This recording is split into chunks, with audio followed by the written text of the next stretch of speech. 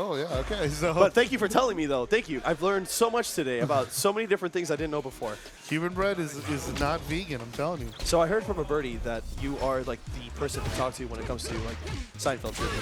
Yes. Okay, cool. It's the reason I still have a Netflix account. Okay, we'll have to talk about that later. But for now, we got Big Vic versus MAXWEIHL. Like I said before, both of these guys have been putting on some big stops tonight. Yeah, shout outs to Big Vic eliminating Danny. I think Danny's been our strongest Ken. Like as time has gone by, he's always improving, getting better. But Vic, I mean, we got a lot of Kens in the top 8, man. You got at least like 3 or 4 of them, I think. Enough Kens so that Big Vic definitely knows this matchup in and out. Oh, he does for sure, and he just he's gonna make this a losers final about nothing. Yeah, I can't wait to see how Big Vic advances. But I want also MAXWEIHL to defend his title because he is the previous winner of our previous Next Level Gaming. So yeah, he's messing around with a lot of characters. I think Ken is the right fit for him. Fits with a lot of his reaction style, some of the things he was able to do with Urian, where he played very reactive, but at the same time was still in your face in the shenanigans and find ways to find the opening. Let's see. Oh, good level 1 there by Big Vic. it's going to catch him jumping in. And yeah, and MAXWEIHL still on burnout there.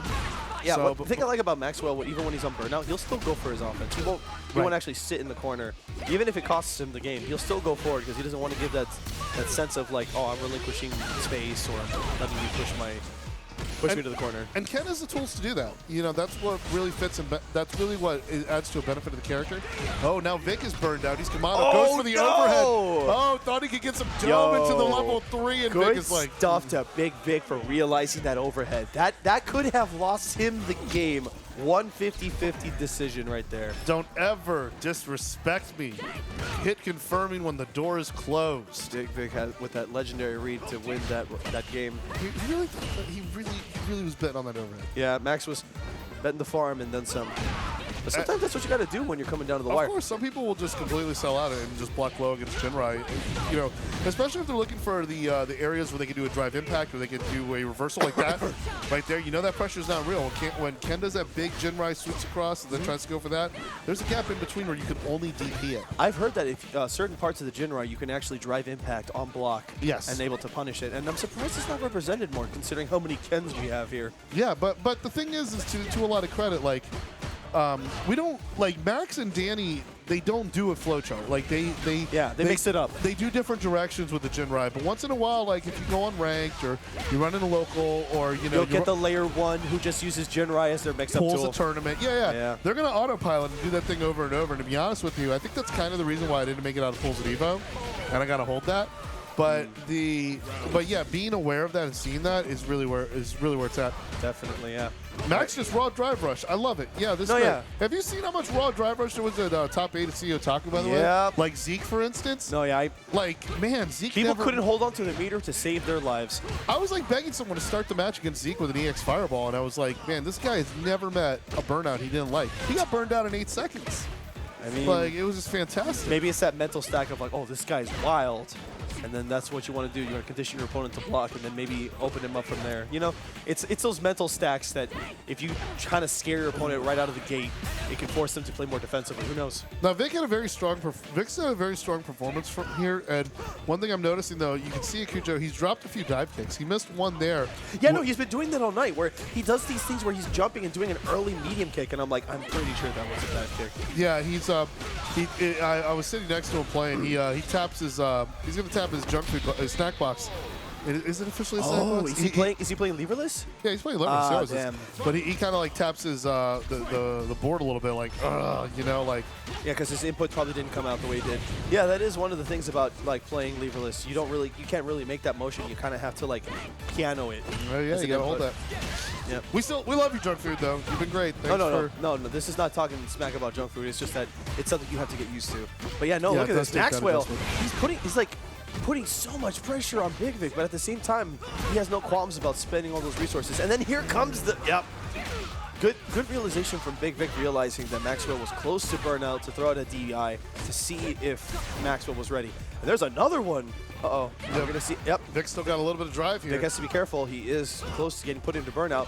And now he's opted to take that damage, and it's gonna cost him. Yeah, it's gonna even Will it kill? Will it kill? Oh, God, the Magic Pixel one again.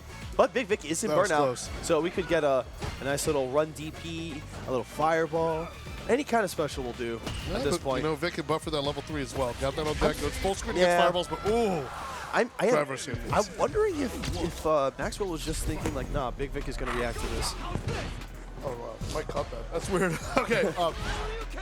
I tried to move the mic to the side. Louder. This is definitely. Oh, boy. Okay. So let's see now. We got, so this is first and 3. So a lot of Street Fighter here, but this is going to be a decisive, pivotal matchup. So you gain some position. MAXWEIHL pushing him back, goes coast to coast with that hurricane kick, rather. Yep. Look at Vic go get those conversions. You actually get a small conversion off of spinning back face? Yeah. Did not know that. Those young man reactions. Yeah, you're able to get some jab off of it, especially it's really problematic against burnt out opponents. You'll see a lot of times in ranked camis like loop over that pressure and trying to see. There is a gap. The gap is in a weird place. I think the gap is actually after the jab. Into that when you're in burnout, and you can kind of backdash and reset the pressure. It's similar to how you got to take one hit and then reestablish your position.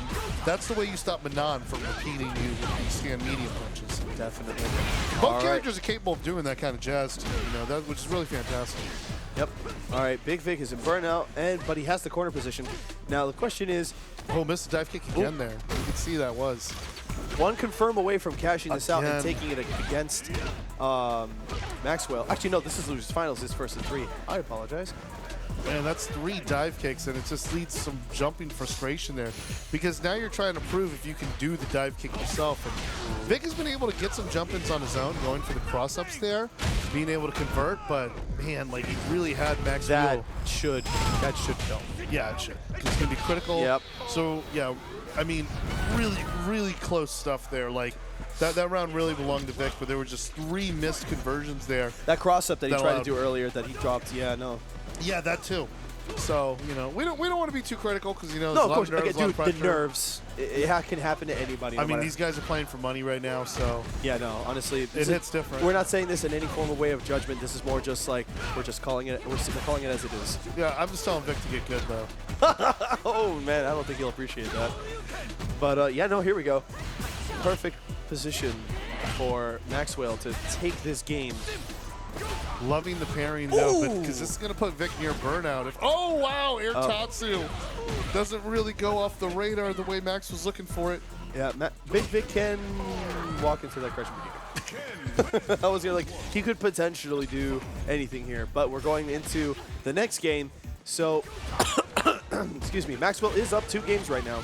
Oh, he slaps away the Dragon Lash with the stand short. That's a very interesting reaction.